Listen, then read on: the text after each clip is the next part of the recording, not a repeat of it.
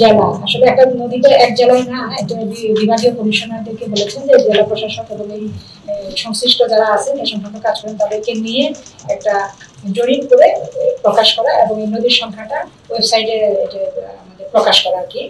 তো আমাদের এখানে বগুড়ার পানি উন্নয়ন বোর্ড করেছে, পানি উন্নয়ন বোর্ড নদীর একটা তালিকা করেছে। এটা আপনাদের ওনারা প্রেজেন্টেশনে নিয়ে আসছেন।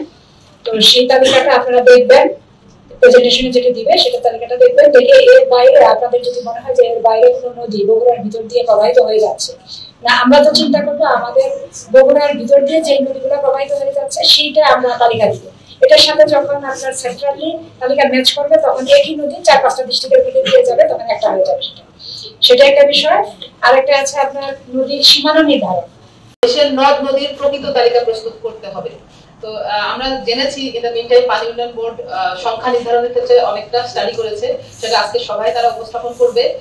সেখানে যদি এই মুহূর্তে যদি কারো কাছে এমন তথ্য থাকে বা পরবর্তীতেও তথ্য থাকে এটা ওয়েবসাইটে প্রকাশ করার পরে যে নদ নদীর সংখ্যা আসলে এইটা না, আরো কোনো নদী বাদ পড়ে গিয়েছে বা কোনোটা হচ্ছে ডাবলিং হয়েছে বা দুইবার এন্ট্রি হয়েছে, এই সংক্রান্ত যদি কোনো তথ্য থাকে সেটা আমাদের কাছে আপত্তি আকারে দিলে আমরা এই আপত্তি শুনানি পরবর্তীতে একটা নদ নদীর প্রকৃত সংখ্যা আমরা জেলাওয়ারি করতে পারবো, পরবর্তীতে এটা জাতীয়ভাবে যেটা কম্পাইল করা হবে।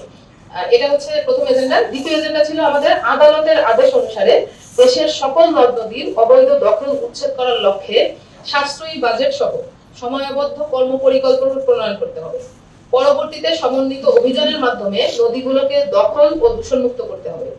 একই সাথে পরিবেশ অধিদপ্তর আগামী 2 মাসের মধ্যে দেশের দূষণযুক্ত নদীগুলোর তালিকা প্রণয়ন করবে, দূষণের উৎস চিহ্নিত করবে এবং সেই সাথে সকল নদীর জন্য একটি হেলথ কার্ড প্রস্তুত করবে যা নদীর প্রাণ সত্তার পরিচয় প্রদান করবে। আপনারা জানেন যে সারা বাংলাদেশে নদীর অংশ বিশেষ বিভিন্ন জন দখল করে আছে। নদী যখন বিভিন্ন জায়গায় বাধাগ্রস্ত হয়ে তার দিক পরিবর্তন করে মাটি পরে ভরাট হয়ে গেছে, সেই জায়গাগুলো দখল হয়ে গেছে, সেইভাবে আপনার নদীর অস্তিত্ব হারিয়েছে সেই সব জায়গায়। কিন্তু নদী তো সবসময় আপনার বাধাপ্রাপ্ত হলেও তার গতিপথ পরিবর্তন করে অন্য দিক দিয়ে প্রবাহিত হয়। সে হাইকোর্টের সেই নির্দেশনাটাই ছিল যে তার বর্ষাকালে যে প্রবাহটা, সেই প্রবাহটা ধরে আমরা নদীর সীমানা নির্ধারণ করব।